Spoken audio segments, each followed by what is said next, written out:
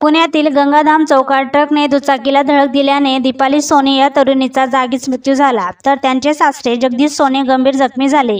ही दुर्घटना पुण्यातील market yard परिसरातील गंगाराम चौकात बुधवारी सकाळी 11 वाजेच्या सुमारास घडली. दीपाली युवराज सोनी वय वर्ष 29 असे मृत्युमुखी पडलेल्या महिलेचे नाव आहे, तर जगदीश पन्नालाल सोनी वय वर्ष 61 हे गंभीर जखमी झाले आहे. त्यांच्यावर खासगी रुग्णालयात उपचार सुरू आहेत. या प्रकरणी पोलिसांनी ट्रक चालकावर गुन्हा दाखल करून त्याला अटक केली आहे.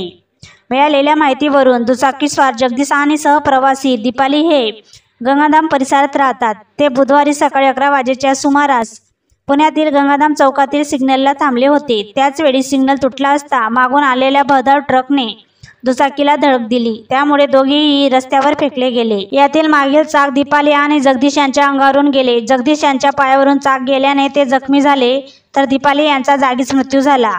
मृत दीपाली सोनी यांचा विराज नावाचा 7 वर्षीय मुलगा आईची आतुरतेने वाट पाहत होता. आता त्याची आई कधीच परत येणार नाही याची त्याला कल्पनाही नव्हती. माझी आई दप्तर आणायला गेली, तिला बोलवा, या मुलाच्या हट्ट्याने अनेक उपस्थितांचे मन हेलावले. दीपाली या सकाळी घरातून निघताना विराजला तुझं दप्तर घेऊन येते रे असे म्हणत घराबाहेर पडल्या. मात्र काही वेळानंतर दुर्दैवाने त्यांचा मृतदेह घरी आला.